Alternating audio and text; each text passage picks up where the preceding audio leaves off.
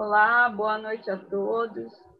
Eu sou Luciana Manta, bibliotecária e presidente do Sindicato dos Bibliotecários no Estado do Rio de Janeiro, SINDIB-RJ. Estamos juntos nessa noite de quarta-feira, 25 de novembro, e falamos de um tema bem atual. Mas antes, gostaria de pedir aos colegas que se filiam ao sindicato e fortaleçam, nosso órgão representativo frente às demandas trabalhistas, principalmente nesse momento em que o empregado nunca esteve tão vulnerável. Em 26 de novembro de 1930, portanto, há 90 anos atrás, foi criado o Ministério do Trabalho e Emprego no Brasil, esfacelado no atual governo como parte de um conjunto de ações efetivamente deferidas contra o trabalhador. É importante frisar que os únicos culpados desse massacre é o próprio trabalhador, que nunca soube o que é coletividade. Gostaria também de pedir que não deixem de curtir o nosso canal e também as nossas mídias sociais. Hoje, no mês da consciência negra, nossa live não poderia ser senão sobre esse tema.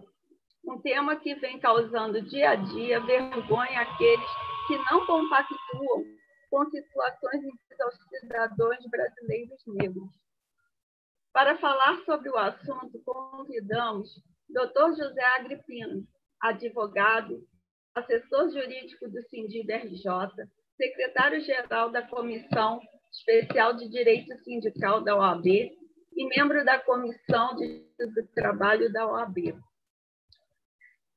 Rogério Gomes, advogado, ex-superintendente de Igualdade Racial do Governo do Estado do Rio de Janeiro, ex-secretário-geral da Comissão de Igualdade Racial da OAB-RJ e idealizador do Instituto de Inclusão de Jovens e Adolescentes ao Mercado de Trabalho e Ações contra o Racismo, IIJANCR.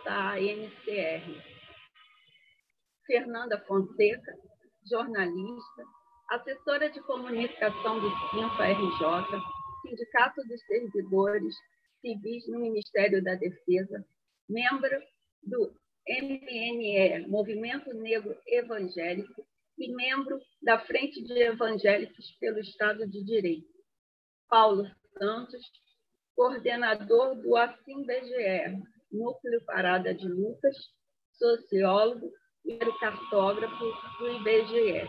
E José Renato de Oliveira, Zé Renato, bibliotecário, ex-presidente do SINDIB-RJ, jornalista e radialista.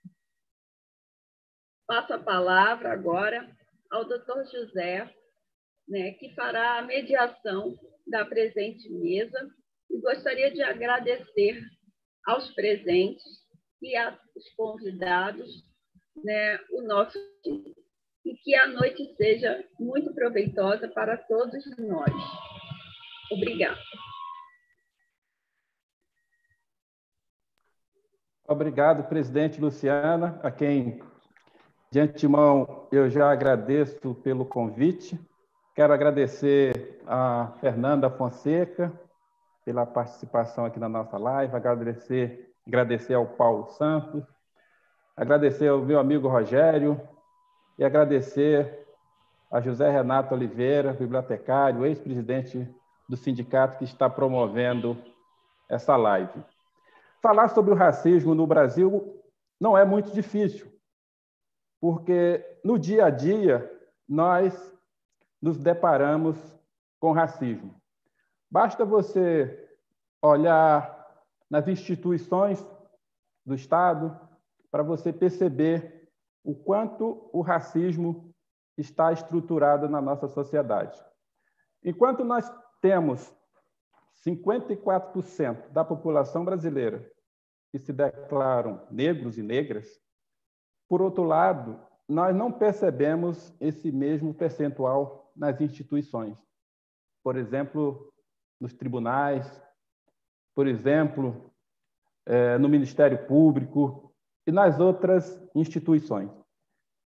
E nós temos também, por outro lado, nós vemos que o negro é bastante representativo quando nós entramos, por exemplo, né, doutor Rogério, no sistema carcerário, quando nós verificamos os que ganham as menores remunerações, entre os menos qualificados, entre os que têm menos cursos superiores na nossa sociedade.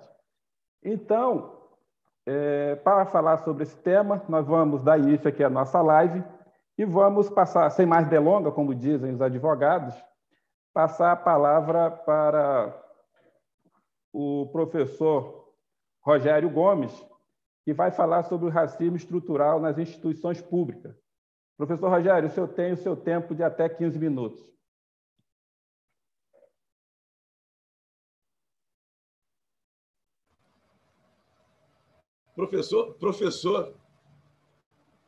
Professor, me sentindo lisonjeado, Gripino. Vocês estão me ouvindo bem, pessoal? Presidente Luciana, boa noite. Estão me ouvindo bem? Professor José Renato, ex-presidente do Sindicato Bibliotecário, a nossa jornalista Fernanda. Fernanda, quando eu vi aqui a sua formação sobre jornalismo, eu comecei no direito, né? Como são áreas de humanas, são correlatas, né? A minha graduação foi no jornalismo, e aí depois eu fui, digamos, paquerei o jornalismo e casei no direito, como algumas amigas falam, né? E aí eu fico muito contente quando eu vejo assim, galera, mas por que você não seguiu? Eu falei, porque, como o Zé está falando aqui, a gente é amigo de algum tempo, e fica muito claro, assim, me parece o nosso embate diário com relação ao fato de você ser negro, né? E dizer o seguinte, eu fico muito entusiasmado e adoro debater as questões no âmbito da comunicação social. Falei, pô, a Fernanda tem uma bagagem tremenda, né? Vi que é jornalista, falei, poderia ser um jornalista também. Né? Mas que bom. É verdade. Mas é um prazer estar presente. Meu amigo Zé Agripino me fez uma convocação sob pena de condução coercitiva, né?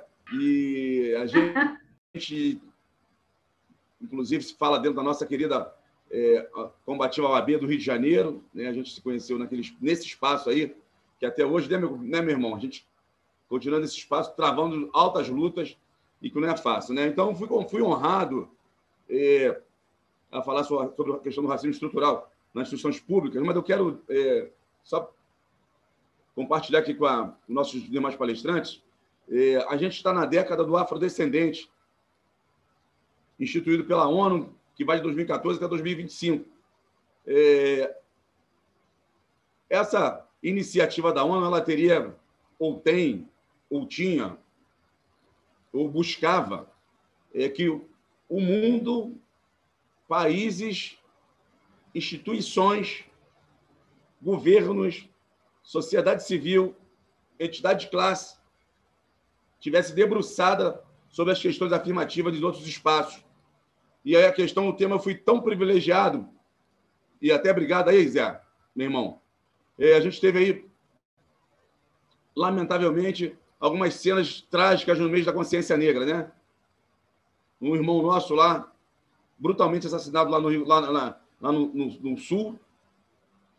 A Associação de Magistrados de Pernambuco, em que, sobre um tema que trazia nada mais, nada menos, discutir, porque você lembrou bem, Zé, se a gente se debruçar para a questão da população carcerária, não é difícil você verificar o povo, a população carcerária que compõe lá, eles estão, na sua grande maioria, que somos nós, pretos e pardos, negros.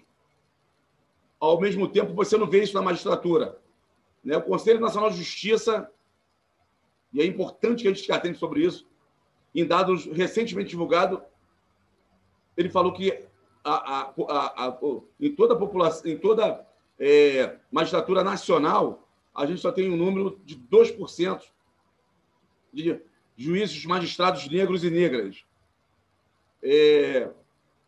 Sem adentrar, inclusive na Lei Federal de Reserva de Vagas, no âmbito no âmbito das instituições federais, a gente teve a lei 12.711, eu não sei se precisar, 2011, 2012, mas, de toda sorte, ela vem por conta do Estatuto da Igualdade Racial. É importante que a gente fala sobre o Estatuto da Igualdade Racial, que 10 anos de Estatuto de Igualdade Racial, a gente teria, pelo menos, como propósito, no mínimo, que fosse uma reprodução nos estados, né? Eu tive a honra, e faço breve e rapidinho, não vou me alongar, aqui no próprio âmbito do governo do Estado do Rio de Janeiro, a gente lançou, a partir do próprio Estatuto de Igualdade Racial, uma proposta, inicialmente um plano, depois se tornou um decreto e hoje é lei, né? Que o próprio governo do Estado do Rio de Janeiro pudesse ser protagonista nas questões da ação afirmativa. E é muito triste, é muito lamentável em que essas iniciativas elas só se limitem a governos, ao invés de ser política de Estado. É muito lamentável. Tive a honra, à frente do governo do Estado do Rio de Janeiro, de 2013 a 2015, estar à frente daquela superintendência. Encaminhamos, à época, projeto de lei para a criação de uma secretaria, e o racismo estrutural ele é cruel conosco. Ele fala, não pode. Vamos aguardar mais um pouquinho. Vamos criar uma subsecretaria. Há tempos eu tive notícia que aquele espaço lá que a gente tinha como o único canal de política pública no Estado do Rio de Janeiro deveria ser um espaço de tratar políticas públicas de criação, ou envio para os governos, para o governo do Estado ou parlamento, ele foi sucateado. Hoje, talvez, eu acho que nem existe mais. Então, hoje, estou trazendo um caso concreto do Estado do Rio de Janeiro. Há tempos, né? Pelo menos há 5 anos atrás, existia uma estrutura de política pública para debater nos 92 municípios do Estado do Rio de Janeiro, e que hoje, lamentavelmente, esse espaço sequer existe, ou seja, foi sucateado e extinguiram. Então, é lamentável a questão do racismo estrutural, ele é muito mais profundo. Eu fico muito feliz e parabenizo a iniciativa do sindicato por esse momento, por esse espaço, né, para falar no pleno mês da consciência negra dessas iniciativas. Eu, diante dessa minha inquietação, a gente pegou, lançou, eu fiquei convencido que a questão do racismo estrutural ele precisa que a gente possa se lançar de forma mais desafiadora. Criamos o Instituto de Inclusão de Jovens e Adolescentes no mercado de Trabalho e Ações contra o Racismo. Por quê? Muito simples, a palavra ela se diz por si só. Inclusão ao mercado de trabalho, e a gente está vinculado, não se distanciar das questões contra o racismo, é nessa agenda que eu penso que a gente pode estar fortalecendo as nossas demandas. É nessa agenda que eu penso que a gente pode estar capacitando os nossos jovens. É nessa agenda que a gente tem como missão contribuir para o fortalecimento e trazer uma prospecção, cooptação de nossos jovens para estarem à frente dessas frente de batalha.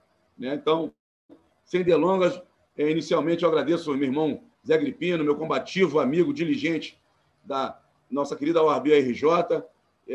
Eu, inicialmente, me limito a essas minhas considerações e muito obrigado por esse momento.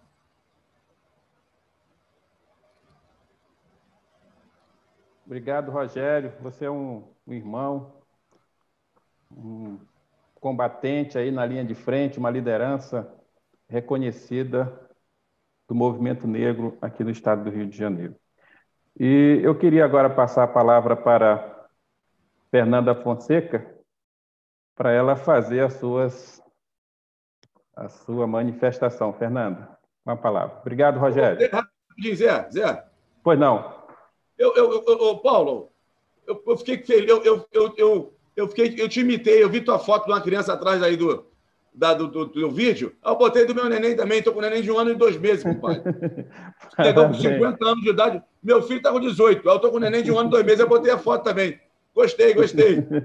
Obrigado, Zé, desculpa aí, valeu. Obrigado, tranquilo. Nada. Olá, boa noite, eu quero agradecer imensamente o convite, fico muito feliz de estar aqui. Estou nervosa também, viu? Me ajudem, rapazes. Se eu esquecer de alguma informação, de algum detalhe, eu conto com a ajuda de vocês. A minha formação... Está entre irmãos. Oh, obrigada, muito obrigada. Eu sou jornalista, me formei em jornalismo, viu? Mas o direito me atrai muito, viu? Olha lá, hein? Eu quero iniciar fazendo um destaque ao tema, né? Mercado de trabalho, racismo estrutural no mercado de trabalho, e para mim ficou especificamente em instituições privadas e cotidiano. E aí eu quero destacar as mulheres negras nesse contexto. O racismo estrutural ele afeta diretamente nós, mulheres pretas e pardas. Né? O último dado que eu tive acesso, agora faz pouco tempo, deu conta de que homens brancos ganham o dobro ou mais que mulheres negras, mesmo aquelas que possuem a mesma formação, mesma qualificação, né? Todas com nível superior, especialização, mestrado, doutorado, seja qual for a formação. E o que ressalta nessa pesquisa, um exemplo que é bem marcante, se dá no ambiente da saúde, né? Entre os médicos. Uma mulher preta médica ganha a metade que um homem branco.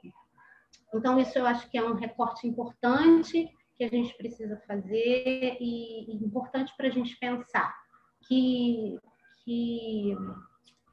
fatores são esses que fazem com que no século XXI as mulheres pretas ganhem menos da metade que homens brancos. Né? Isso, para mim, é um agravante. E aí eu vou trazer para reflexão um fato que aconteceu agora também há pouco tempo comigo, é um exemplo pessoal. Posso, doutora Agripino, posso trazer?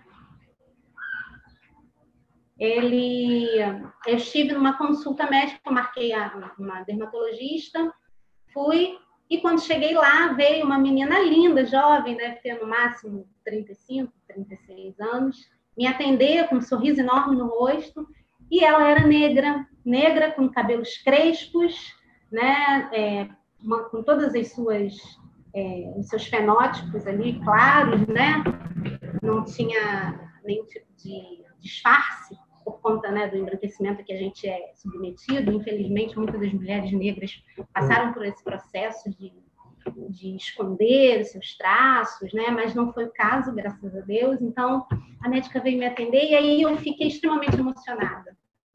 Emocionada porque era uma menina negra numa posição que, normalmente, por conta, inclusive, do racismo estrutural, a gente não vê pessoas negras, né? Em especial mulheres.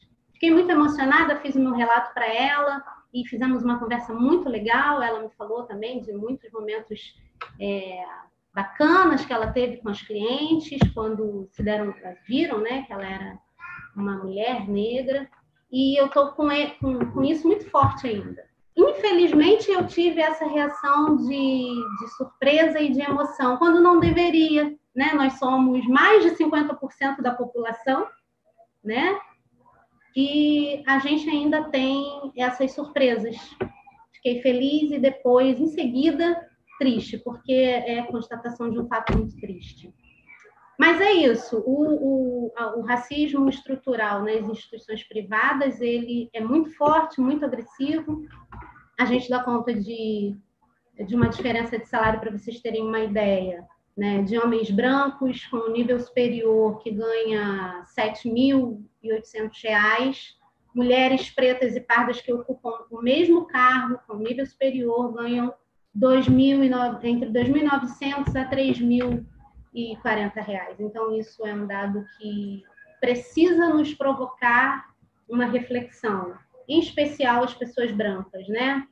Como é que a pessoa branca, consciente de que o racismo no Brasil é muito forte, é estrutural, precisa ser combatido, essa pessoa precisa pensar sobre isso. Não só nós negros, óbvio que a gente tem esse papel, mas principalmente as pessoas brancas, que são as detentoras dos benefícios da branquitude, né? Inicialmente, eu vou deixar essa fala e passo a palavra para os amigos.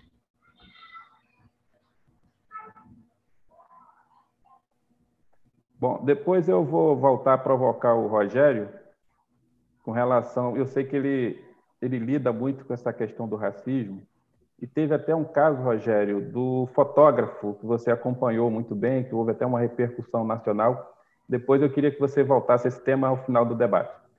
Vamos agora para o professor, nosso sociólogo, sindicalista, militante, professor Paulo Santos, que vai nos falar sobre o racismo estrutural e a ascensão social no Brasil. Ele que é um sociólogo e militante, ativista do movimento negro, vai ter toda a propriedade para nos trazer as suas experiências. Paulo, com a palavra.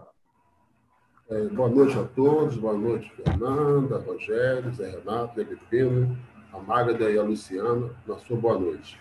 Bem, inicialmente eu tinha preparado para falar sobre a origem do racismo estrutural do Brasil, a sua origem para o racismo. Mas eu preparei para esse enfoque, mas não tem problema nenhum que eu vou estender um pouquinho para essa questão da ascensão. Bem, primeira questão, uma pergunta aqui, de onde surge o racismo? Onde surge o racismo no Brasil estrutural? Onde ele se define como estrutural?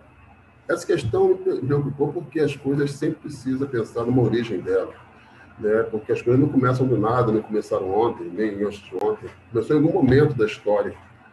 E, pensando nisso, a gente pensa que o Brasil, como formação brasileira, ele tem no seu marcador a descoberta do Brasil em 1500.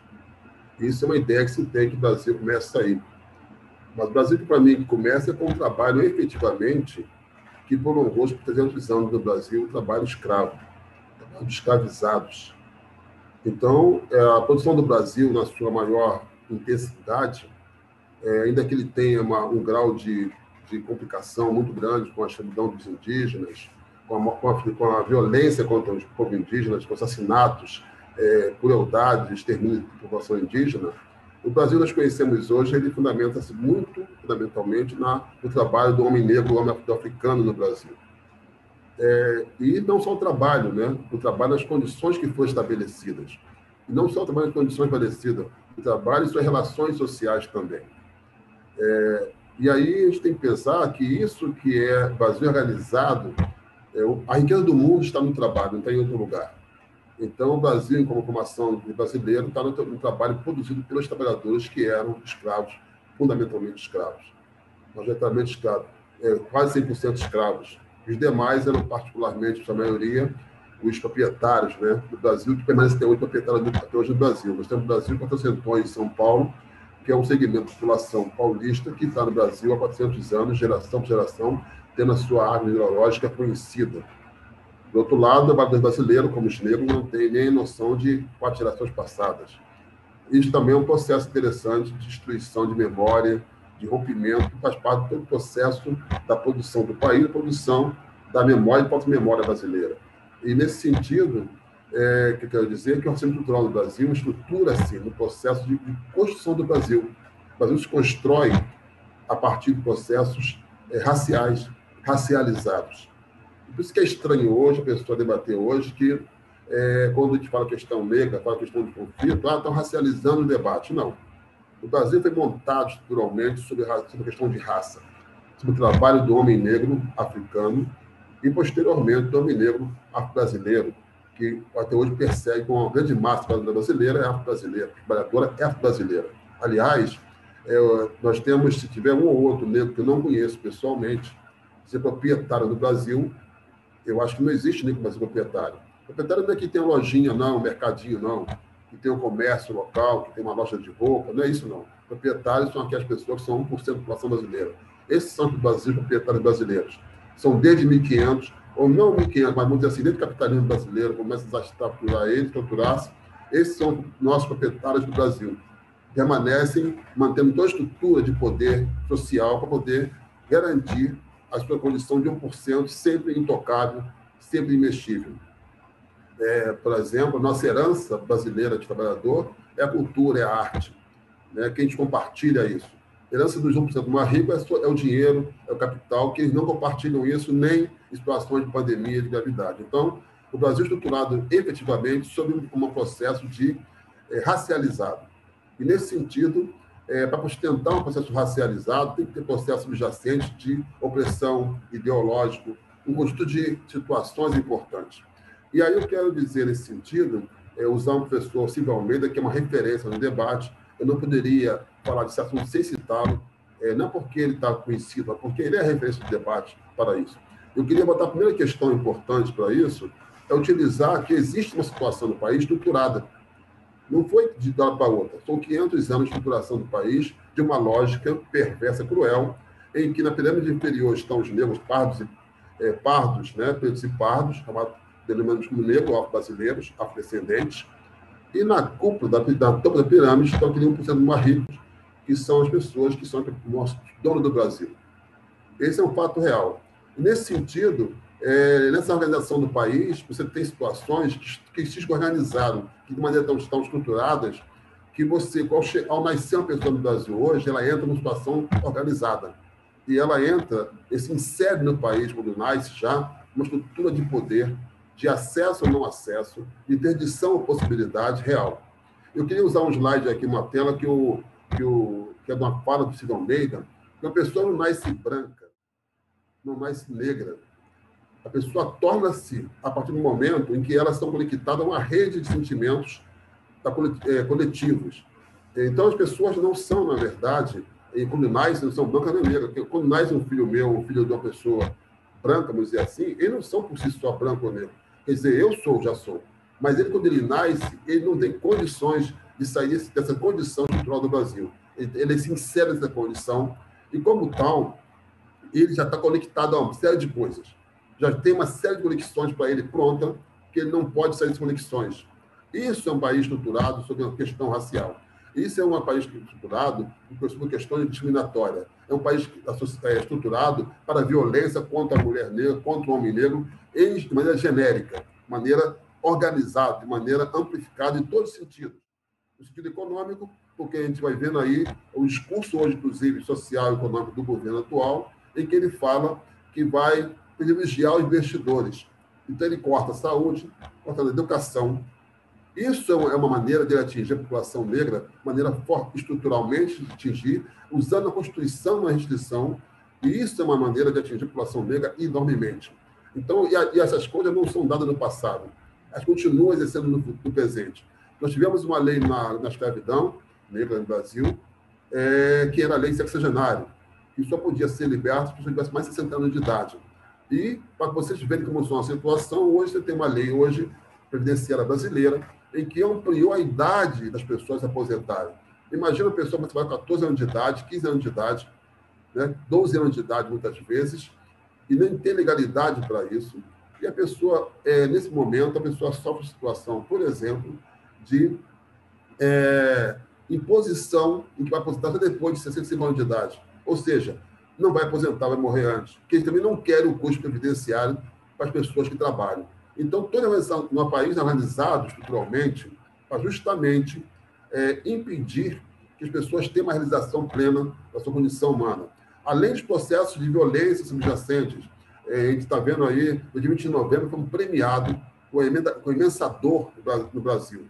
Essa dor todo dia ocorre no Brasil, em diversos segmentos, diversos estados, municípios, localidades do Brasil, que é a violência sobre os corpos negros. Então, isso não é uma coisa que acontece por um acaso, não é um ato isolado, não é um ato isolado. Essa é a questão central. É uma coisa estruturada para acontecer. E no dia seguinte acontecer em outro lugar aqui no Rio de Janeiro. E vai acontecer amanhã, infelizmente. Vai acontecer com um amigo nosso, vai acontecer comigo ou com alguém. A gente está sempre sabendo que a gente está nessa linha de exposição a uma estrutura social organizada.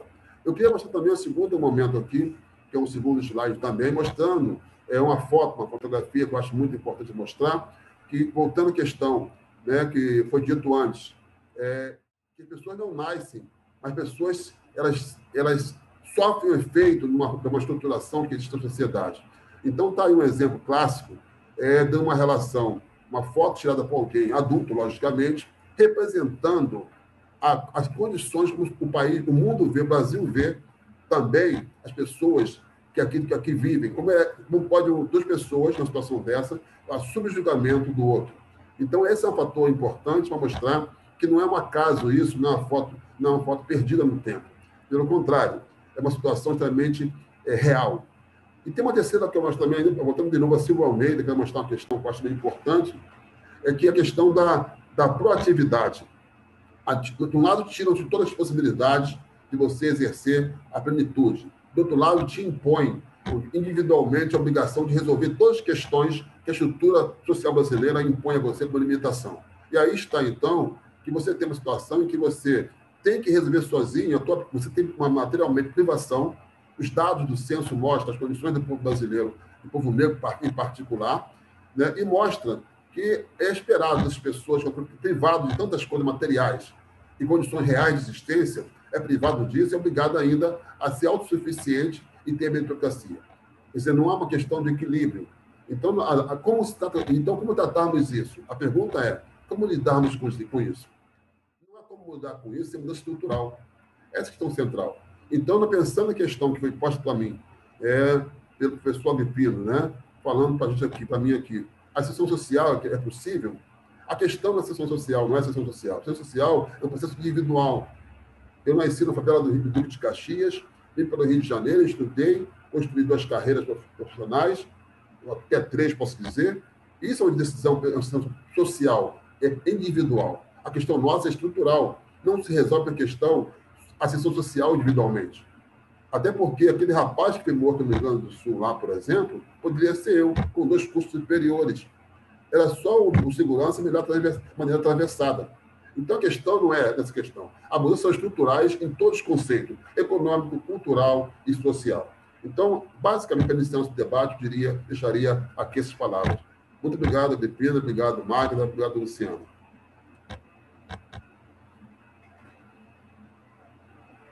Bom, obrigado, Paulo, pelas suas palavras. E agora, como dizem os advogados, né, professor Rogério, sem mais delongas, vamos passar a palavra aqui para o ex-presidente do Sindicato do Bibliotecário do Estado do Rio de Janeiro, jornalista, bibliotecário, como ele disse, que faz questão de carregar essa profissão maravilhosa. Professor José Renato, a palavra é sua, que vai falar sobre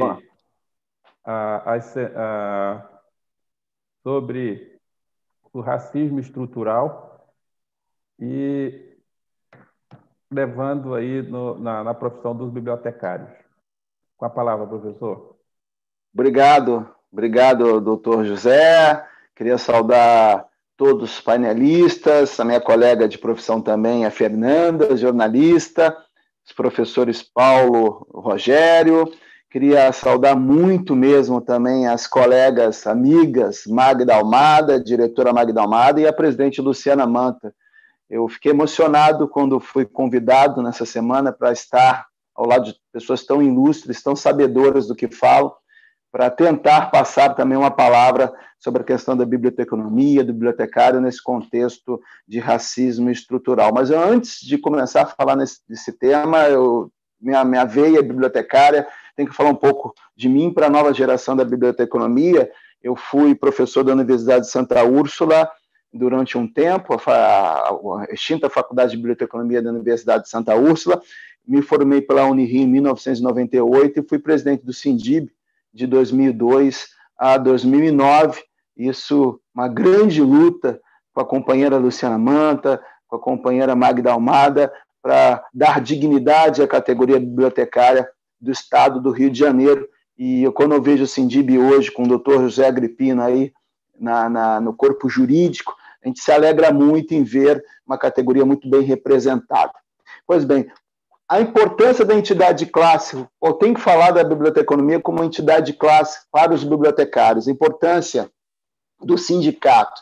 Nós temos um governo federal que quer acabar com os sindicatos, acabar com todos os sindicatos, que os trabalhadores fiquem desamparados nas questões legais e, com isso, as empresas façam o que querem. Então, a importância do sindicato é, sim, defender a nossa categoria, a categoria bibliotecária. Então, também faço um apelo, foi a palavra de abertura da presidente Luciana Manta, em se filiar ao Sindicato dos Bibliotecários do Estado do Rio de Janeiro. Tá? Nas minhas anotações, falando da biblioteconomia, a biblioteconomia é importante, as bibliotecas, os bibliotecários são um polo muito importante para criar uma revolução cultural e educacional num país, numa sociedade. A gente combate um racismo estrutural com bibliotecas, com educação, com uma biblioteconomia, com os bibliotecários. Dessa forma, nós combatemos no seu âmago o racismo estrutural que vem desde a Constituição da Lei Áurea, dia 3 de maio de 1888, quando foi promulgada de maneira forçada através de uma revolução industrial inglesa, que forçou a mudança do sistema de trabalho aqui no Brasil, tanto que o Brasil foi o último país do mundo, né, a abolir a escravidão e soltar os escravos sem nenhuma política de Estado decente para dar decência para aqueles escravos libertos, e essa desigualdade social está até hoje perpetuando nosso país. Eu tenho uns dados para ilustrar o que foi falado pelos nossos amigos panelistas, para a gente trazer na discussão também. De acordo com o Ministério da Saúde, negros e pardos compõem a maioria das pessoas mortas por Covid nesse país. A gente está falando de Covid, a gente está num tempo de pandemia, então cerca de 55% das pessoas mortas nesse país foram mortas por Covid, foram negras e pardas. Outro fator que a gente tem que trazer aqui, em 2019, a polícia brasileira, o Estado brasileiro, matou 5.804 pessoas. 5.804 pessoas. Destas, 4.353 eram negras, essas pessoas que foram mortas. Outro dado que a gente pode trazer aqui para ilustrar tudo que nós estamos falando, de acordo com o IBGE, o rendimento médio domiciliar per capita de negros e pardos, o ano passado, era de R$ 934, e os brancos ganhavam, em média, R$ 1.846. Para finalizar o que eu estou falando, entre 10% da população brasileira que tem os maiores rendimentos do país, apenas 27% são negros. Então, é o racismo estrutural que perpetua na nossa sociedade, e nós temos o bibliotecário, a biblioteconomia e as bibliotecas, um fator, algo primordial para acabar, para minar cada vez mais esse racismo que está perpetuado na nossa sociedade. Então, a minha palavra inicial foi essa, depois eu trago mais aí, doutor José Agripino, dados e também mais palavras, mais reflexões para a nossa comunidade. Obrigado, professor. Viu como eu estava correto? Nem sabia que o senhor tinha sido professor. Antes de fazer a tua intervenção, Zé, antes de fazer a intervenção, o nosso querido professor, ex-presidente do nosso sindicato, é vascaíno ou é flamenguista? Desculpa. Eu sou feliz, o que você acha? Eu dei aula em Santa Úrsula. Eu sou feliz, o que você acha que eu sou? Eu também. Tem que ser flamenguista. Eu sou Flamengo. Obrigado, parabéns pelo teu entusiasmo. Dá para notar. Nada, não sei se a Fernanda... O nosso querido professor Paulo Santos, Zé, ele parece que é de São Paulo. Mas a Luciana, não sei não. A Luciana, pelo perfil, acho que é nada contra, né? O pessoal lá do Bacalhau, aquela coisa toda lá. Acho que a Luciana, meu amigo Paulão, é lá de São Paulo, deve ser corintiano pelo jeito, não sei. A professora, a Fernanda deve ser vascaína, não sei não, Zé. Só para poder te contar. Nada disso. Eu sou tricolor. O professor Zé Renato fez essa provocação brilhante, só para poder... Ele, pelo entusiasmo dele, deu para notar, me contagiou aqui. Obrigado. Eu vou começar a falar aqui, Zé, assume aí. Vamos lá. Na verdade, é o seguinte, eu queria fazer uma provocação. Eu ia falar sobre futebol, mas eu vou voltar ao tema. Eu queria fazer aqui uma provocação. O tema do racismo no Brasil essa questão está muito latente. Dá a impressão que, mas antigamente não tinha racismo? Tinha. Hoje é que, com o avanço da tecnologia, os celulares, essas coisas, a gente está isso está sendo mais visível, ver esse racismo que antes a gente não via. Eu queria perguntar aos nossos palestrantes como é que vocês veem essa questão do racismo no Brasil. A gente está caminhando para está avançando, a gente está regredindo. Os dados que o professor Zé Renato trouxe não nos alentam, pelo contrário, nos desanimam. Mas eu queria perguntar aos senhores, o que fazer? Como fazer? Paulo, você que é um estudioso da sociedade, começar por você. Como é que nós estamos? Estamos avançando? Estamos regredindo? Como enfrentar esse racismo estrutural? Eu queria usar essa minha fala para iniciar, respondendo aqui a Gilda Queiroz, que está aqui nos acompanhando aqui.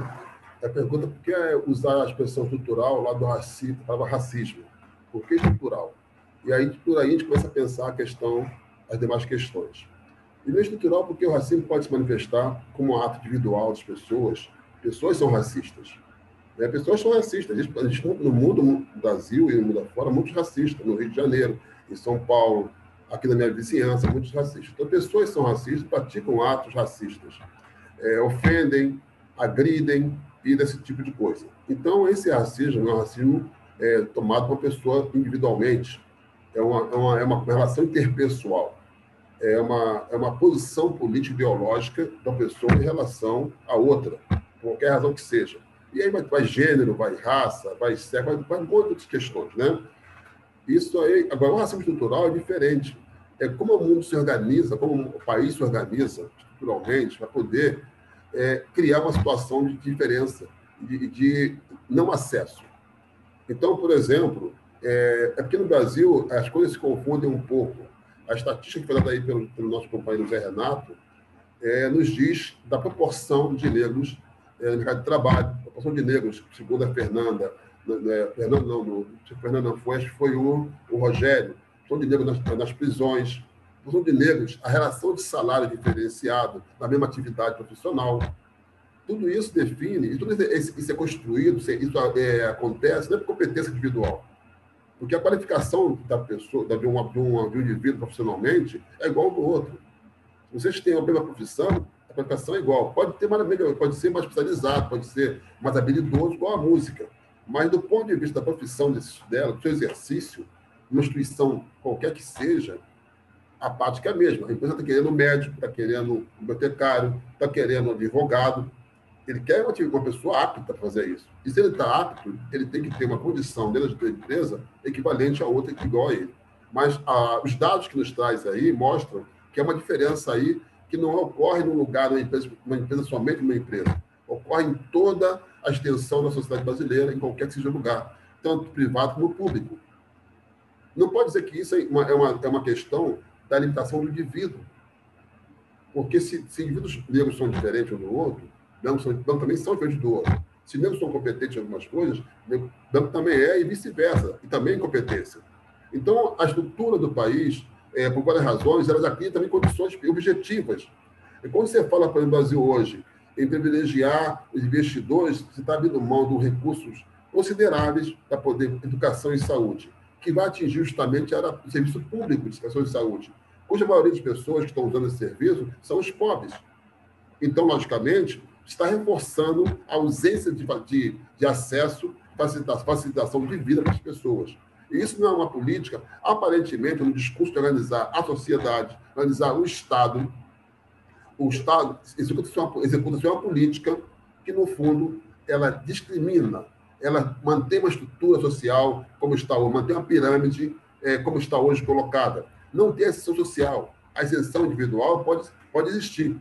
Claro que existe a ascensão individual, mas isso não serve como referência, assim, claro. Você, quando tem pessoa que você conheça, igual parece contigo, que está em destaque, que diz, caramba, eu posso chegar lá. Isso é motivador. Mas aí tem uma estrutura social que impede você chegar lá. É aí que está a diferença. Você tem um acesso, um garoto que é criado. É muito mais simples. A internet, por exemplo. Agora, com a questão da pandemia, tem limitação de locomoção de pessoas para ir trabalhar, para ir para a aula. A internet. No Rio de Janeiro, que a gente vive, aqui na minha casa, tem internet de alta velocidade. Onde eu trabalho para a de Lucas, que é periferia da cidade, é pior a internet. Então, lá os serviços são piores. Aqui, nós mesmos, com certeza, a internet varia de acordo com a moradia. local de moradia. Os serviços são diferenciados.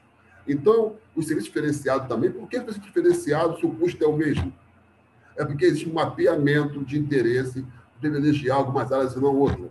Por que a educação pública tem a extensão automática das primeiras séries fundamentais, o curso fundamental, nas escolas públicas? Na privada, tem todo mês, todo ano tem prova para poder passar de um nível para o outro. Por que essa diferenciação? Estão criando cidadãos diferentes. Então, a estrutura social, as lógicas de organização social da sociedade é diferente. Para-se hoje mudar a questão educacional, mudar o ensino médio. Ora, essa mudança é poder diferenciar o público do privado, ou seja, estabelecer uma estrutura de ensino para as pessoas que estão na rede pública e o privado faz como bem entender, bem quiser, ou seja, pode fazer em alto nível. Para o grande massa do povo vai ser um estudo limitado, com pouco conhecimento, uma grade restrita de conhecimento. Então, se organiza o país para poder dar menos a quem tem menos. E não tem que ser o inverso. Tem que ter uma política de reversão de expectativa, reversão de investimento. Tem que dar mais a quem tem menos, para poder você equilibrar essa equação. Então, a estrutura do país mostra isso, e cada vez mais nós estamos vendo que o caminhar é nessa direção. Por isso que, na verdade, uma política de assistência social não é política.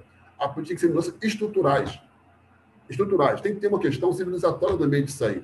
Estamos pensando não mais em consumo, pensando em civilização. Esse debate de hoje é civilizatório.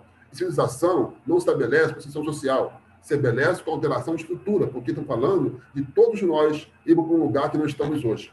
Então, isso não muda a posição social, não muda no processo de diferenciação de salário de renda para a mesma atividade profissional. Não muda assim. Para iniciar o debate, colocaria essas duas questões, essas questões iniciais. Fernanda, com a palavra.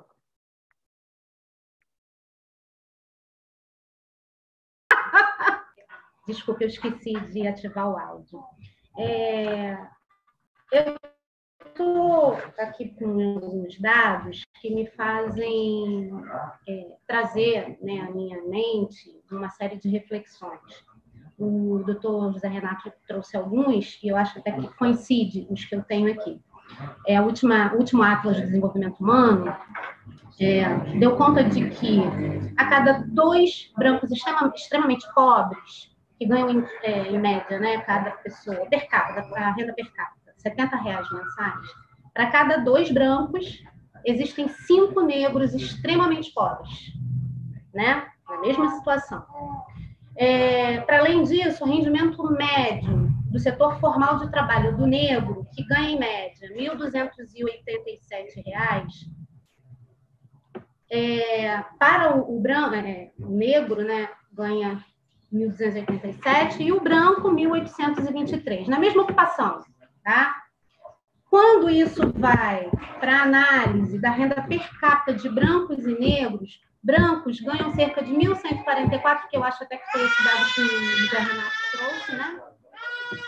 Tem um bebezinho chorando aqui. Desculpa, gente. Para cada branco que ganha 1.144, o negro ganha R$580,79. Isso é renda per capita. Isso significa dizer que é menos da metade. Isso, para mim, é um dado extremamente alarmante e faz a gente, tem que fazer a gente refletir sobre o impacto do racismo estrutural na vida de todos os negros, pretos e pardos, né? Pretas e pardas. Aí, quando a gente vai ver os dados de homicídio, isso também se reflete, né? A taxa de mortalidade por homicídio cresceu na população negra e diminuiu na população branca. Eu sei que o tema é sobre o mercado de trabalho, mas esse dado de violência mostra para a gente que o racismo estrutural ele é muito forte no mercado de trabalho, mas ele está em todas as áreas, né, do cidadão brasileiro. Ele está refletido em todas as áreas. Quando a gente vê a taxa de homicídio da população negra para a mulher, a taxa de homicídio caiu. Entretanto, para a mulher negra, a taxa cresceu, ela aumentou. Olha o quão absurdo e quão triste isso é, né? O racismo estrutural, ele reforça uma normalização do homicídio do negro, da ocupação de negros e negras em cargos de subalternos, né, considerados subalternos. Eu tenho um dado aqui que diz que a taxa de ocupação de negros em cargos gerenciais é de 29%, enquanto que de brancos é de 68%. Até quando a gente vai viver num país em que mais de 55% da população é preta e parda, e a gente só tem 29% de pessoas pretas e pardas em cargos gerenciais, né? Isso não é normal, isso não pode ser aceitável. O racismo estrutural, ele reforça. O Paulo Santos, ele trouxe o Silvio Almeida como referência, e eu gosto muito também do Silvio, né, Paulo? Ele fala justamente isso. O racismo estrutural, ele reforça essa realidade, ele estrutura e é estruturante. Isso precisa mudar. Isso precisa mudar. Eu ia fazer a mesma pergunta para o meu amigo Rogério, mas eu mudei aqui no meio do caminho, porque uma coisa que me deixa inquieto, doutor Rogério, nós temos a Lei CAO, que está em vigor há 31 anos. Nós temos um artigo na Constituição que fala que o racismo é um crime inafiançável. Mas eu não lembro, é por isso que eu estou direcionando a pergunta a você, eu não lembro de ter visto alguma notícia de alguém no Brasil condenado por racismo. Eu queria que você, que atua nessa área, pudesse falar alguma coisa sobre essa questão. E outra, Rogério, essa questão do crime de racismo para desclassificar para crime de injúria racial. Dá para você explicar isso? Obrigado, meu irmão. Um maior prazer. Zé, esses amigos aí, professor Paulo, Zé Renato e Fernanda, esses amigos que a gente tem para a vida inteira, né? E me sinto muito honrado, a gente se conheceu aí, como já falei inicialmente, como a gente gosta de falar no direito, nas trincheiras de frente pela nossa querida OAB-RJ, e a gente sempre teve essa relação de afinidade, e aí já se caminham por mais de 10 anos, né, meu irmão? E aí, de forma objetiva, respondendo a tua pergunta, é muito triste. A gente tem, no Estado brasileiro, e só a provocação, vou falar por parte, não vou esquecer de você, o nosso querido ex-presidente, Zé, você trouxe uma informação brilhante aqui, por isso que eu brinquei se você era vascaíno ou flamenguista. Você trouxe esse fenômeno que a gente vive, né, lamentavelmente, de que os desafios com relação ao mundo, digamos, como falava lá na burguesia, o proletariado, né, nós, trabalhadores, e aí você vê sucessivas ações de violações de direito, supressão de direitos, né? A gente teve aí, e é verdade isso, é lamentável, mas é uma grande verdade, a pseudo reforma trabalhista, professor, meu irmão Zé Agripino, jogado militante trabalhista, sabe disso, que retirou uma série de direitos e a gente, meio de braço dados, a sociedade brasileira como um todo, né? Sobre a falsa argumentação que iria melhorar a economia e mais oferta de mercado de trabalho. E isso não aconteceu, não acontece. E aí, mais uma vez, eu fico muito feliz pela iniciativa do sindicato. Acho que, meu querido presidente da mesa, meu mediador, irmão, acho que outros encaminhamentos, a gente precisa criar um fórum. A gente vive um momento muito crucial no Brasil. E respondo a tua pergunta. A gente nunca teve no Estado brasileiro, eu não desconheço alguém preso por crime de racismo. Primeiro que há uma dicotomia na lei. O artigo 5º, inciso 35, salvo engano, ele fala que o racismo é inafiançável e imprescritível. Ele remete para uma lei, a famosa Lei CAO, nosso saudoso Carlos Oliveira CAO, né? Estudou a Lei CAO 7716, mas notem, há uma dicotomia na lei, que é o chamado pena mínima de 1 a 3 anos. O Estado brasileiro, sob pseudos argumentos, ele não avança. Eu tive a honra, através da OAB e à frente do governo do Estado do Rio de Janeiro, de compor um grupo de trabalho no Senado Federal, projeto de lei 236 de 2012. Tive a honra lá junto com o senador Paulo Paim, outros colegas da federação, e a gente entendeu, eu acho que o caráter pedagógico, a educação, que a gente tem como expectativa de melhorar a nossa sociedade. Enquanto não, a gente não pode se limitar em que casos flagrantes de crimes de injúria racial, exemplo clássico, né, que a gente já sabe mais ou menos, às vezes há uma certa confusão, em que o ofensor, de forma gratuita e não justificada, ou por uma sério calor de um debate, ou uma simples discussão, de forma gratuita, ele se refere a gente como negro macaco, ou seja, branco azedo. São exemplos clássicos do crime de injúria racial, né? Previsto a injúria racial no Código Penal, né? E o racismo na Lei 7716, remetido para a Constituição Federal. Mas qual o problema disso tudo? Ambos têm a pena mínima de 1 a 3 anos.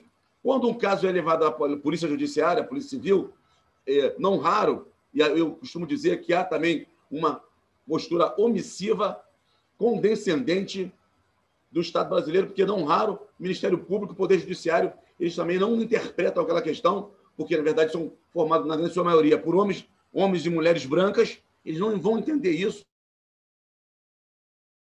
Por isso, tem que haver um debate muito mais amplo, e aí, por isso, não raro, há uma desclassificação, como foi um caso recente, não me lembro, às vezes, eles classificam como fato atípico, né? Porque se não está claro a questão do racismo, porque não está claro. A gente vive o Brasil, a gente tem no Estado brasileiro a questão do famoso, lamentavelmente, o apartheid implícito, né? E fica muito claro, se a gente vai para os ambientes mais luxuosos, a gente se depara, é muito comum, em algum momento a gente já passou por isso. Você tem essa sensação, mas não é claro. E o direito penal, eu até entendo a doutrina, que o direito penal exige uma coisa muito objetiva, mas se a gente quiser um pouco mais de vontade para avançar, você fica muito claro quantos casos, dezenas de casos, nós nos deparamos na nossa querida OAB, e aí criamos, em 2010, uma combativa comissão, e eu registro até como desabafo. Muito triste aquela comissão acabou. Zé, nosso amigo, nosso irmão, levamos um caso emblemático de um fotógrafo no Rio de Janeiro, numa prisão ilegal, sob o argumento que ele tinha cometido crime de desacato, desobediência, revertemos o caso,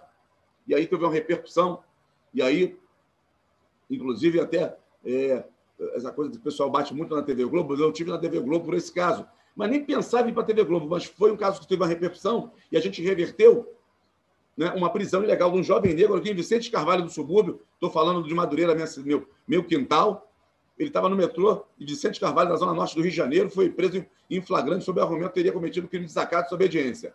Ele era negro, ele estava há muito tempo ali, nós tivemos a sabedoria e cautela, atuamos nesse caso, embora para nós estava muito claro, flagrante, que tratava de um crime de racismo, mas os policiais argumentando que ele teria ido para as comunidades que tem ali, seria a propósito do Morro do Juramento. Quem conhece aqui a Zona Norte, Vicente Carvalho, sabe disso, e a gente teve habilidade, teve equilíbrio para não nos acusarem de estar atuando em causa própria. E conduzimos processos de 2010, revertemos em 2013, fomos felizes e revertemos aquela prisão ilegal. Os policiais foram, lamentavelmente, somente penalizados.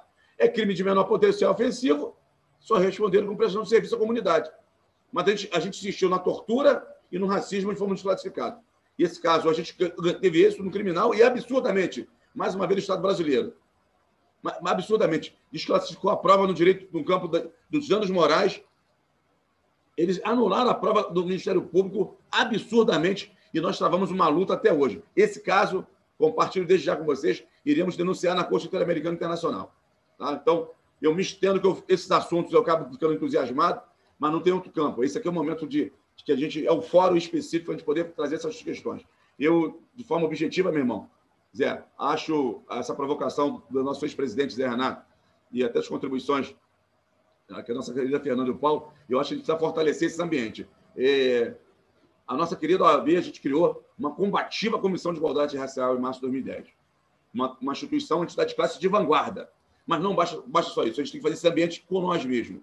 E está cooptando novos jovens e adolescentes para estar pensando. Mas não é numa questão de diálogo, né? A gente vai criar com nossos irmãos brancos que tenham sensibilidade que possam fortalecer a luta, né? Mas esses espaços, eles ficam... Às vezes eu me deparo com questões que eu não tenho que me importar, uma certa inquietação, quase passando mal, e não há uma manifestação pública, não há uma questão mais incisiva. E aí isso essa metástase da questão racial no Estado brasileiro.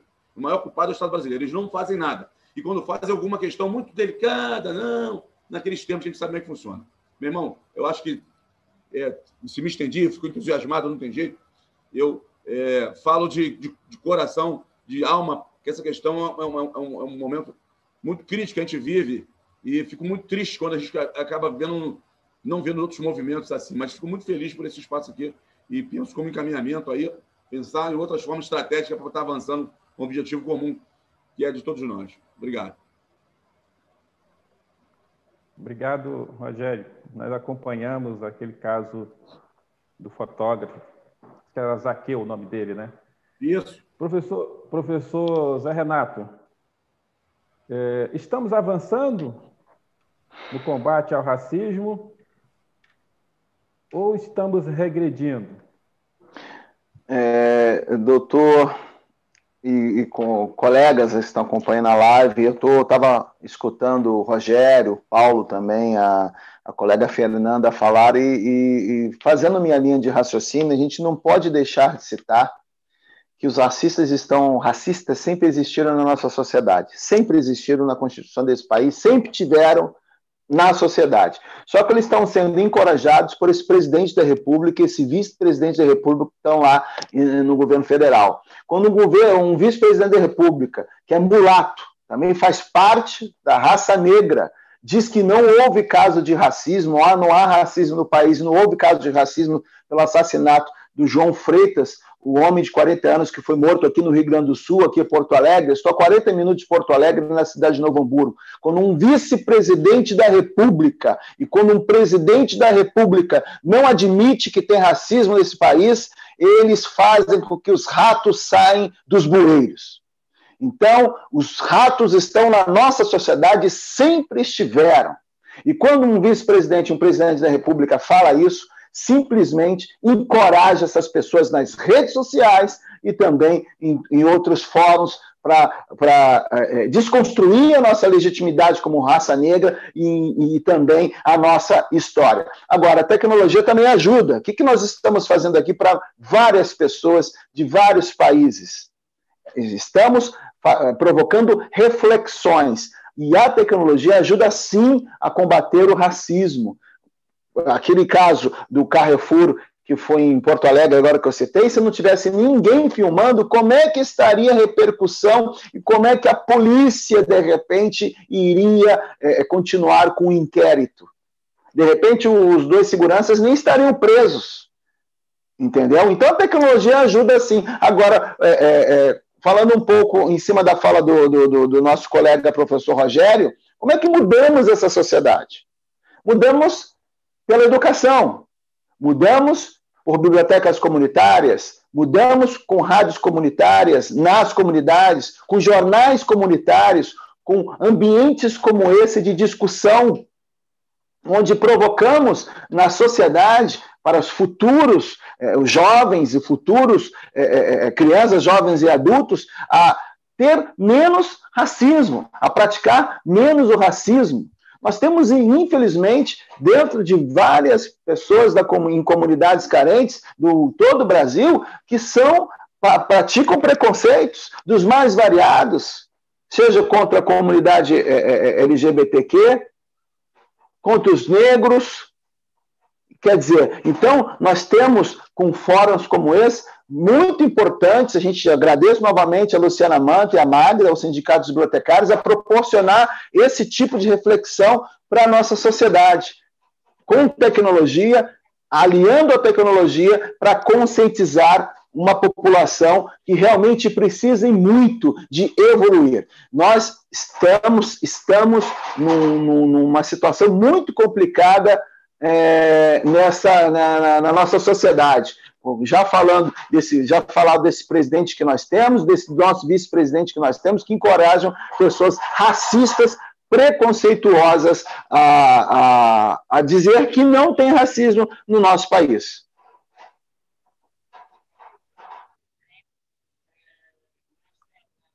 Obrigado, professor Renato.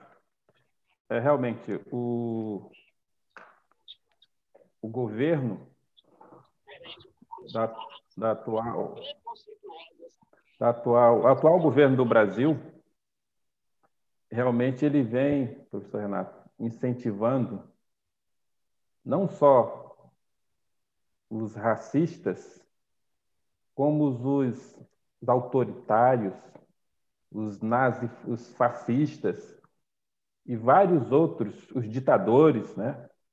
Várias outras pessoas que estavam antes na penumbra e agora estão sendo encorajadas a saírem de suas tocas para colocarem suas asinhas de fora. Mas nós, o Movimento Negro, nós, ativistas, professor Rogério, professor Paulo Santos, professor Zé Renato, a Fernanda, não podemos deixar que essa gente se crie. Nós temos que continuar a nossa trincheira e o nosso combate. Já estamos encaminhando para o final da nossa live. Nós vamos agora passar a palavra para as considerações finais, iniciando pelo professor Paulo Santos. Professor. Obrigado, Zé Pino. Obrigado a todos aqui presentes, Rogério, Renato, Fernanda, Nassor, Magda e Luciana. Obrigado a todos. Eu queria encerrar aqui falando duas coisas, pelo menos. Eu li aqui no chat, vou ter agora a publicação no chat da nossa live. A pergunta é se no Brasil o racismo é diferente dos Estados Unidos, né? Duas coisas são importantes poder dizer que é diferente. Primeira coisa, os resultados são parecidos. É o Jorge Foz lá e o nosso amigo aqui no Sul, nosso irmão do Sul aqui, tem o mesmo sistema, a mesma situação, e N casos que claramente acontecem. Mas duas coisas que é importante, que é a questão do Estado, o racismo institucional associado ao racismo estrutural. Essas coisas são interessantes. No estado de Oregon, coloquei agora, na cidade, no condado de Lincoln, eu botei aí para o pessoal no link aí, a cidade americana proibiu, disse que os negros não deveriam usar máscaras para dar Covid, para não parecer bandidos. Isso da violência institucional, altíssimo grau, né, no caso, altíssimo grau, e nessa violência demonstra que o Estado, ao invés de criar situações em que isso se dissolva, ele reafirma uma situação de opressão, discriminação, população, uma parcela da população da sua cidade, ao dizer que os negros não deveriam usar máscara. A cidade disse isso para os negros, a cidade dela. Então, isso mostra uma estruturação da lógica na sociedade que põe o lugar como uma coisa estável. Os negros são bandidos. E, sobre isso, todas as políticas e as ações de Estado consideram assim. Então, não dão suporte adequado, ao mesmo tempo, discriminam. Isso é o Estado. Brasil, vamos para o Brasil agora. O Supremo Tribunal Federal decidiu que no Rio de Janeiro, na pandemia, não deveriam ter ações em favela. Se não me engano, foi uma goleada, como eu gosto de futebol, pessoal aqui, foi 9-1 ou 7-1, uma coisa desse jeito. Foi uma goleada, só com um voto divergente. E aí, o que acontece? Nós conhecemos muito bem a palavra desobediência civil, nós conhecemos. Essa não é civil, é uma desobediência estatal. O Estado de Janeiro, com o governador Wilson, né? O governador Wilson, que está preso, devia estar preso por enquanto, devia estar preso, e o seu sucessor, que vai para a cadeia depois, parece bom, que é igual a ele, continua fazendo ações nas favelas do Rio de Janeiro em plena pandemia. Nunca se matou tanto no Rio de Janeiro como está matando os negros pobres nas favelas dentro da pandemia, quando todo mundo está recolhido, está mais restrito. Então, na verdade, tudo isso demonstra uma política de Estado. Não é mais tão estruturante isso, tão estrutural esse racismo, que a gente não percebe isso como viés racista. Mas, se pensar direitinho, o que está por trás disso é um olhar para o outro que não é si próprio, não é um vizinho, é o outro. O outro pode ser atingido. Quantas crianças estão nessas favelas morando? Quantas mães, quantos pais, quantos trabalhadores estão morando ali estão submetidos a uma ação do Estado que é nessa direção? Desde sua criança, eu tenho 60 anos de idade já, mais de 60 anos de idade, desde sua criança, eu sei que se invade favela. Resolveu a situação da violência, das drogas? Não. Mas por que ocorre isso? Porque há um olhar, há uma ação direcionada para esse segmento de população, que majoritariamente são negros, pobres, imigrantes do Rio de Janeiro. Hoje nem tem imigrantes, mais formigante uma época. Então, objetivamente, nós estamos dizendo aqui, é que tem uma situação que é estrutural. Isso se muda com muita política cultural, com muita política educacional, e aí tem questão educacional, congelaram a educação por 20 anos no Brasil, e muda também com investimentos profundos. E não é investimento que vai ser feito em mercado financeiro, dos investidores. É no cidadão brasileiro, de todas as classes, de todas as raças, mas um profundo investimento nos mais pobres, para poder trazer um pouquinho, dar uma equidade a essa sociedade iníqua. Eu diria que era isso para poder fechar a minha colaboração de hoje com o debate. Obrigado, professor Paulo. Fernanda, suas considerações. Então, doutora Agripino, o senhor perguntou se houve avanço, né? Eu acredito que houve avanço, sim, né? Como o Paulo falou, foram poucos, sim, foram poucos, mas a gente não pode ignorar que a gente vive num país em que a abolição se deu sem nenhum tipo de política, né, de política pública que contemplasse essa população que foi escravizada e que, de repente, deixou de ser um patrimônio para ser cidadão. E que não se tornou cidadão, não está se tornando cidadão, né? Eu acho que a gente está nesse processo de luta pelo direito de sermos reconhecidos como cidadãos que somos, né? Pagadores de impostos, maior taxa da população, da força de trabalho na população brasileira. Nós representamos em número o maior número de pessoas como força de trabalho. E, apesar disso, ocupamos ainda os cargos considerados subalternos. Até pouco tempo atrás, a gente ainda via, né, em anúncio de vaga para emprego, lá como requisito, boa aparência. Né? E entende-se aí como boa aparência pessoa de pele clara, ou seja, branca. Né? Isso tem pouquíssimo tempo. A gente precisa lembrar e homenagear os nossos antepassados, toda a luta, porque se hoje a gente avançou um pouco, graças à luta que eles travaram, mas a política do país para a população negra é de homicídio, é de genocídio. Nunca foi uma política de sustentabilidade dessa população.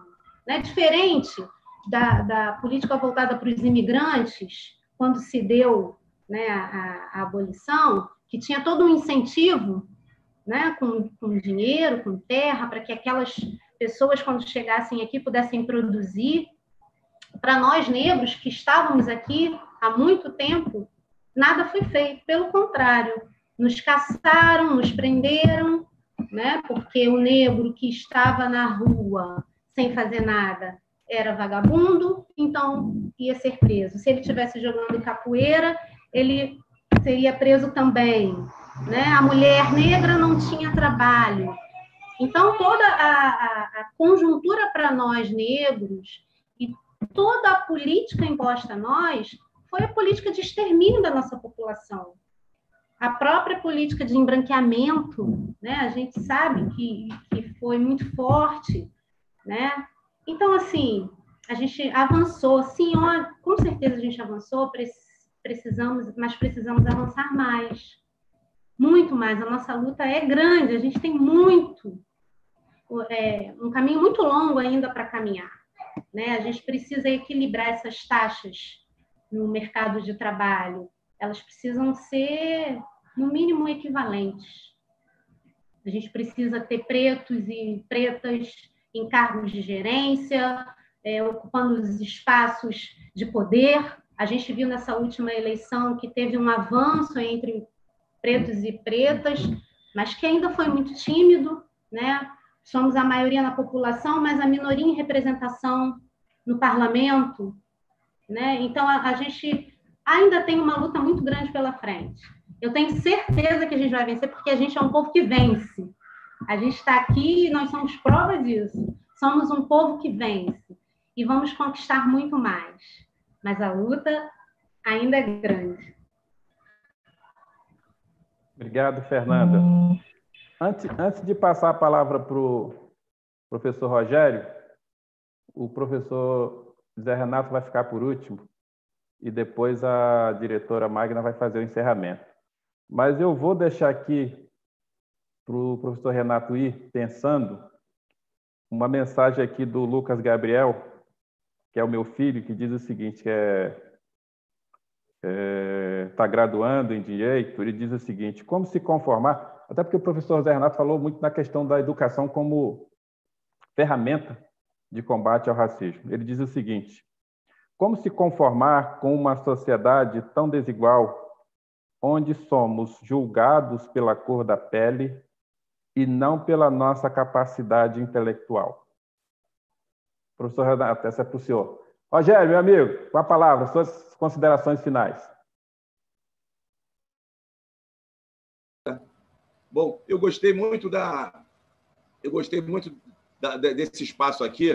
Zé Renato está tocando que esse momento é um momento de encontro, de reflexões, né? E aí, que bom que a gente tem a questão das mídias sociais, que outrora nós não tínhamos essas ferramentas, esses mecanismos, né? E bem lembrado também que o caso do Zaqueu, né, Zé? Que ele também ele gravou com o celular. Ele gravou o caso, foi com o celular. Em 2010, foi um caso acidental, era uma abordagem. Os policiais exigiam dele uma nota fiscal. Bem lembrado, as mídias sociais, elas são ferramentas, é bom a gente estar atento sobre isso, né? Que elas vai servir de mecanismo de prova, sim. E bem lembrado, se o caso do nosso infeliz irmão lá, que foi brutalmente assassinado, não tivesse sido gravado, não teríamos prova, né? E aí a questão da estrutura social iria naturalmente acusá-lo de um roubo, e até me remetia até um caso clássico comigo. Eu estava na graduação em 96 e ia visitar um afilhado meu aqui, moro nascido criado em Madureira, eu ia visitar no Morro, onde sou nascido criado. Sou nascido criado no Morro da Congonha. Gosto muito de falar sobre isso. Foi muito breve esse exemplo. Eu estava na graduação, 96, não vou falar bem, não vou falar que estou um pouco velho, e aí era um domingo de dia, sol, de tarde, eu ia visitá-lo, uma operação policial. Não é porque eu vi a polícia, mas eu ia acessar a casa do meu afilhado, o policial veio atrás armado de fuzil, ele me abordou, falei, eu sou trabalhador, essa coisa. Eu estava estudando. Quando eu falei que era estudante de Direito, eu falei, quando nós criamos a Comissão de Igualdade Racial na OAB, eu fui agredido. Graças a Deus eu não tomei um tapa na cara, eu tomei um tapa no peito. Esse tapa no peito, eu gosto sempre para falar para os jovens, que todo jovem preto é lamentável, ele sofre algum tipo de abordagem brutal, de forma gratuita, na verdade, é nenhuma mentira, duvido. Isso me fortaleceu muito mais para a gente estar debatendo sobre isso. E quando nós criamos isso dentro da OAB, eu dei esse meu depoimento. E isso acontece muito, Paulão. Duvido quantos casos você não tem dentro da Parada de Lucas. Duvido. Isso acontece todos os dias do Estado brasileiro. E a gente não se movimenta sobre isso. Eles banalizam essas abordagens, eles banalizam o genocídio da população negra. Então, eu penso, e mais uma vez, fico muito feliz por essa iniciativa, parabenizando o sindicato, meu grande amigo e irmão Zé Agripino, e os demais palestrantes, que esse ambiente ele tem que se tornar permanente. A gente precisa criar estratégia, somos mais que 50% da população brasileira, muita propriedade foi dito aqui, mas a gente está ausente dos espaços de mando poder. Nós não somos minoria, não. Né? É lamentável, só para poder, alguém botou no chat aqui, fazendo uma comparação do Brasil com os Estados Unidos, lá um número percentual menor, mas até na questão da política pública, instrumentos legais, o Estatuto da Igualdade Racial é uma ferramenta, mas a gente tem outros instrumentos que, por exemplo, a Lei 10.639, que ensina a história e a cultura da África no campo pedagógico, eles retiram, suspendem isso que vem acontecendo. Então, a gente não avança. Enquanto a gente não tiver uma correlação e formando gerações, é esse o momento. Eu acho que precisa haver um pacto. Penso que só as entidades de classe, elas só se limitam, lamentavelmente, são questões estruturais, né? É verdade. São homens e mulheres brancas que estão nesses fatos. Debate quando é conveniente. É muito importante que a gente tenha esse debate nessas instituições. Fico muito feliz sou membro de comissão, dentro da minha querida OAB-RJ, mas a gente precisa avançar muito mais sobre isso. É muito pouco. Sem prejuízo, a gente está criando outros movimentos sociais para a juventude, para poder pensar sobre essas questões. Não dá para a gente assistir a banalização de extermínio da juventude negra. Não dá para acompanhar e achar de forma normal. Eu me sinto, sobre a declaração que o Zé Renato colocou com muita propriedade do vice-presidente e presidente, eu me sinto envergonhado. Envergonhado. E me remeto aos meus irmãos negros que façam uma reflexão, que a posição dele, muito bem falado também, ele incita ações dessa natureza. É lamentável. Então, a gente pode fazer uma... quero me reportar aos meus irmãos negros, que, independente de questão partidária, esse é um problema que a gente tem no Brasil, esse é um grande problema que a gente precisa enfrentar, eles se levantam a favor, não é isso. Nós somos negros, pouco importa. Eu falo muito isso, gosto de falar muito com alguns amigos que estão delegado de polícia, procurador da República. Ó, irmão, não adianta, você é negão. Você sofre sobre isso. Tem uns que ainda estão caminhando, outros não. É verdade. Tá bom? Eu parabenizo mais uma vez aí, Zé.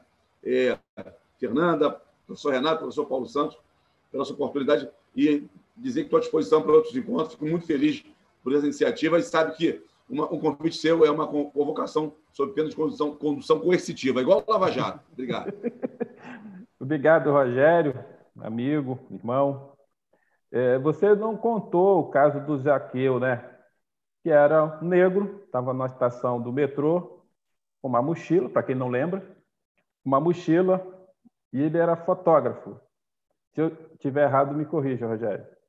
E aí ele, todo negro é suspeito, sofreu uma abordagem policial.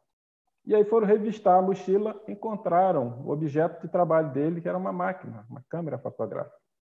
E aí o absurdo de pedir ao Zaqueu, fotógrafo negro, a nota fiscal da câmera. Ninguém é obrigado a andar com nota fiscal do laptop. Você anda com nota fiscal do seu celular? Verdade, você anda? Verdade. E aí, não. E aí foi preso em flagrante por desacato. Olha só, vejam só. Desobediência. Desobediência. Desacato e desobediência, os dois crimes contra ele. Eu não falei, Zé, já que essa história é muito importante. E na audiência, eu até brinquei com alguns colegas, não tornei muito público isso, eu incorporei gangazumba, mano. O cara querendo se retratar, não que minha mulher é preta, excelência. Vamos reproduzir em ata. A gente tinha um grande amigo, João Pedro Pádua, que está lá no mestrado, doutorado lá, um grande abraço, irmão nosso do conselho, estava junto, doutora Sandra, Cristina Machado, nossa vice-presidente à época, doutor Tito Mineiro, e lá estávamos nós. Eu falei, excelência, isso pouco importa, essa argumentação para estar se retratando aqui. A polícia militar do Estado do Rio de Janeiro é que mais mata todos os dias. E eu lembro até, eu tenho uma humildade para confidenciar sobre esse tema, à época eu tinha uma inquietação, falei com a minha família. É um caso espinhoso, mas a gente estava ali, não tinha como recuar, isso chegou para mim, eu tinha encaminhado Câmara de Direito, Comissão de Direitos Humanos da ALERJ, outras. Falei, meu irmão, e chorou conosco, né? Falei, vou te acompanhar nesse processo. Vou te acompanhar. E eu não podia recuar, porque eu, como falei, olha só a questão da ironia. Olha, lembra que eu falei? Eu fui agredido lá atrás. Lá atrás, me ameaçaram me prender. Estava graduando no direito, não fiz nada. Uma agressão gratuita. Isso vai encher um cara dessa minha mão. Não tinha nenhuma pretensão. Me debrucei com muita dedicação sobre o caso. E compartilhei com os colegas da comissão. Falei, eu compartilho com vocês o meu pensamento. Esse caso concreto é o encaminhamento que a gente tem que se dar nos casos paralelos. Por isso, da necessidade de estar... Vamos levar para a Corte Interamericana, Porto importa. Tivemos isso no criminal, mas aí o Estado brasileiro ele fala que não existe o racismo. Desconstruiu a própria prova do laudo pericial do Ministério Público. Então, rasga a sentença lá da 19ª Vara Criminal aqui no Estado do Rio de Janeiro, Tribunal de Justiça. Então, eles fazem dessa forma. Nesse caso, bem lembrado. Ele estava com a máquina fotográfica, exigiam simplesmente dele a nota fiscal. Mentira! Acharam que o cara era bandido. E deram um golpe. ao rapaz lá, quebraram a máquina, essa coisa toda. Entendeu? E ele, de forma muito destemida, conversamos muito sobre isso. Zaqueu se tornou um grande irmão, amigo, e essa luta a gente trava sobre isso. Obrigado, meu irmão. Um abraço. Um abraço. Obrigado, Rogério. Professor Zé Renato, a palavra é sua. Queria agradecer muito a diretoria do Sindib, que tenho muito carinho por essa entidade que, de 2002 a 2009, eu estive na presidência, agradecer a Luciana Manta, a companheira Magda, e queria fechar minha fala fazendo um contexto do que foi falado aqui. A nossa colega jornalista Fernanda citou sobre a política eugenista do Estado brasileiro. Então, queria trazer esse dado, essa política de branqueamento do Brasil, foi implementada de 1889 a 1914.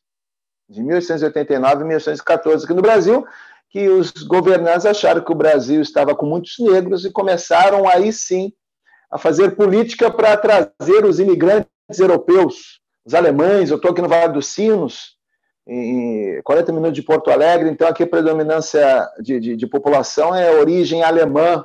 Então aqui em São Leopoldo, ao lado de Novo Hamburgo, chegaram os alemães. Aí também no Rio de Janeiro chegou o alemã, chegaram os italianos. Então houve uma política de Estado de branqueamento da população brasileira. Então, e nós temos também apenas, quando eu falo apenas, é apenas mesmo, 132 anos de abolição da escravatura. Então, para a gente modificar essa cultura de estrutura racista da nossa sociedade, passa, sim, por educação, passa, sim, por bibliotecas comunitárias. Eu sou fã de biblioteca comunitária dentro das comunidades, dando oportunidade àqueles que não conseguem um ensino decente nas escolas públicas a ter acesso a livros, a literatura, a cultura. Dessa forma, nós mudamos a mentalidade da nossa sociedade também, visando um futuro melhor. Eu não podia deixar de falar também desse capitão do mato, que é o presidente da Fundação Palmares, o Sérgio, que esqueci o sobrenome dele. Esse Sérgio é um capitão do mato, que esse governo Bolsonaro colocou como presidente da Fundação Palmares, que a cada dia denigre, ou melhor, tirando essa palavra que é uma palavra racista, a cada dia ele prejudica a comunidade negra. A cada dia, a cada ato, a cada semana. Então, um repúdio a esse Sérgio, que esqueci o nome dele, que é o presidente da Fundação Palmares. E respondendo a pergunta... Sérgio Camargo, obrigado, companheira Magda. Respondendo a pergunta do nosso doutor José Agripino, seu filho, se não me engano, né? Como se conformar? A gente não pode se conformar. Nós temos que continuar a luta de Gangazumba, que foi citado aqui, de Zumbi dos Palmares, e tantos aqueles que morreram pela nossa causa, e tantos aqueles advogados que advogaram pela nossa causa. Só dessa forma, com muita consciência da nossa raça, com equidade em tratamento pelo Estado, com muita luta, nós vamos reverter tudo que nós estamos vendo dia a dia, o sofrimento da nossa raça. Isso que eu tenho que falar para vocês. Muito obrigado a todos pela oportunidade de estar a falar com os sindicatos bibliotecários, e é uma honra muito grande, estou muito emocionado em falar para a categoria bibliotecária e também para tantos outros que estão acompanhando essa live. Muito obrigado mesmo.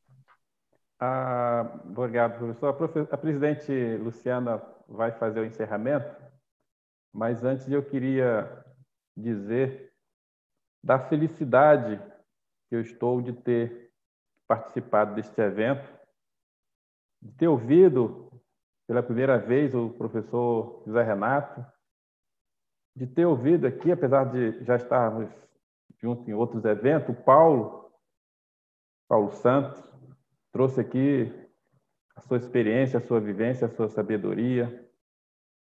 A Fernanda, com a sua militância, mulher negra, aguerrida, trouxe aqui a sua experiência. E o meu irmão, doutor Rogério, que é militante, um advogado aguerrido, E, Rogério, em nome da diretoria, quero te dizer que esse espaço aqui, este é um espaço nosso e está à sua disposição, assim como está à disposição do Zé Renato. Se tiver algum tema, Zé Renato, eu tenho certeza que a presidente vai franquear esse espaço aqui. Esse espaço é um espaço nosso, construído pelo sindicato, em parceria com a SIM-BGE, que está a serviço da democracia, da igualdade e da liberdade de pensamento e de expressão. Eu queria agradecer à diretoria do sindicato, na pessoa da presidente Luciana, a honra que tive de mediar aqui esses brilhantes palestrantes, estudiosos do estudo da causa negra. E eu fico aqui muito feliz, deixo aqui o meu abraço fraterno a todos vocês, Luciana, Fernanda, Paulo, José Renato e meu irmão Rogério. Muito obrigado mesmo. E passo a palavra à presidente Luciana, que vai conduzir agora o encerramento do nosso evento.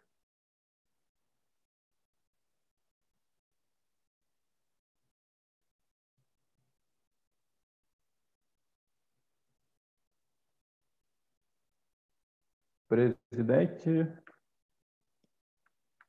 diretora Magna, está na escuta? Sim, doutor José. A presidente também está. Presidente. Olá. Olá. O presidente está entrando.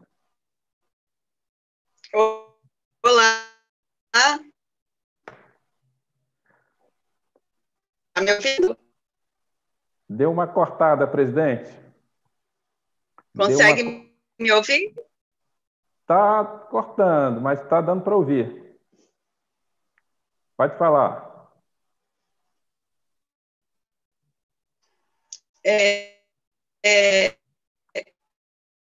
Eu vou fazer um breve agradecimento e vou deixar com a minha companheira Magda para... Não?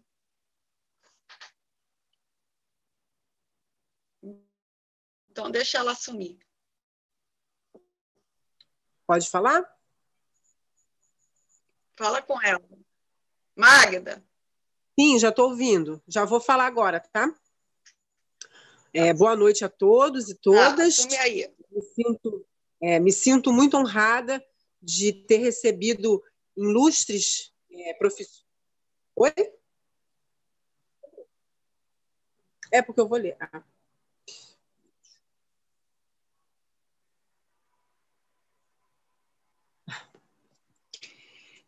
Boa noite, eu gostaria de agradecer a todos pelo aceite, né? E foi ilustre tê-los todos aqui nessa noite. Me sinto de verdade honrada pelo conhecimento, né, que cada um deixou aqui. E a casa do Sindicato dos Bibliotecários é a casa de vocês. Nós estamos à disposição para que tenha outros debates, outras reflexões e ações, né, de fato, né? É isso. E nesse momento eu vou ler uma nota de repúdio que o Sindib faz parte. Só um momentinho.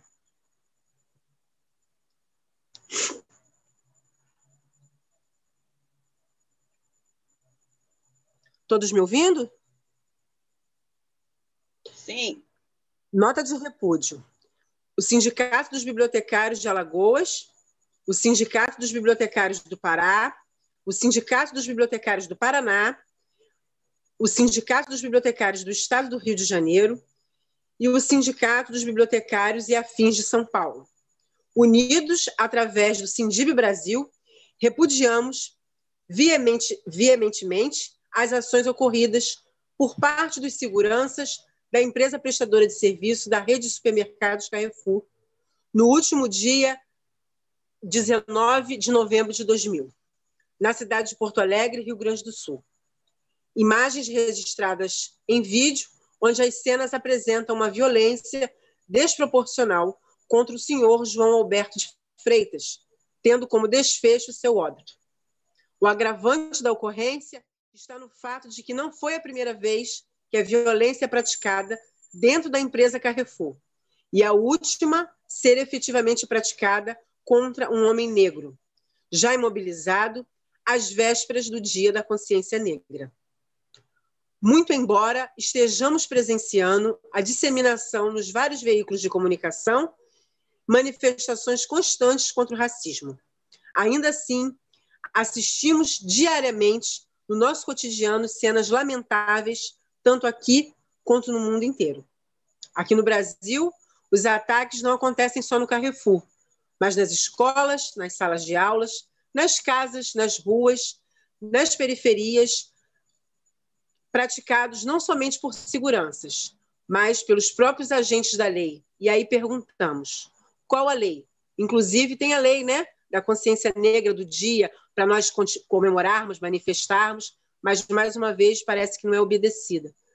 Nossas esferas superiores, inclusive, o próprio governo, incida o preconceito com falas racistas, homofóbicas, de intolerância religiosa, desrespeitosa, enfim, é de uma indignação muito grande, dentre outros. Cabe à sociedade unir forças com as diversas lideranças para poder conter esse processo hostil que vem sendo insidiado e que tem se intensificado com a pandemia, que, infelizmente, tem sido enfrentada de forma catastrófica pelo governo, deixando o povo à mercê de sua própria sorte. Estamos vivendo um momento de luta incansável e, mais do que nunca, é necessária a união dos bibliotecários, principalmente na defesa do nosso cunho profissional, e não discriminar quem quer que seja e garantir que a informação correta chegue a todos, como meio de abrir as portas para um mundo melhor e mais justo.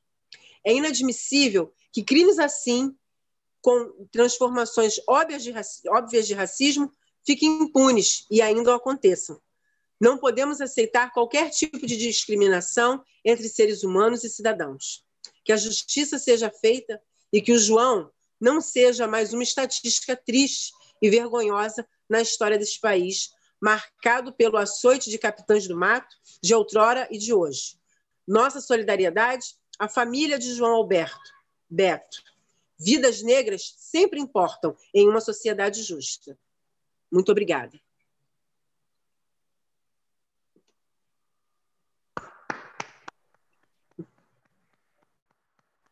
Professora Luciana, presidente, vai tentar falar? Eu não estou conseguindo, o meu celular não está conseguindo, doutor José. Pode encerrar. Mas nós estamos ouvindo agora bem a senhora. É? É. Deixa eu ver aqui se eu consigo. Agora o som está bom. Deixa eu ver. Isso. Estão me vendo? Agora estamos.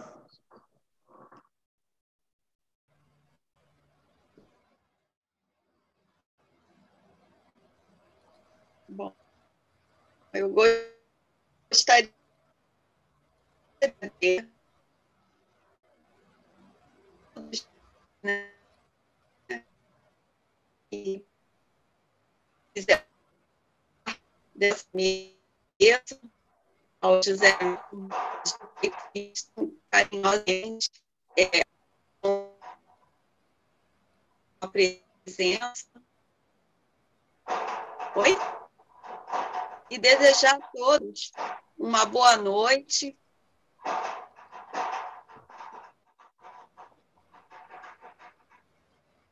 Travou. O presidente começa a falar, daí trava o som, o áudio. É.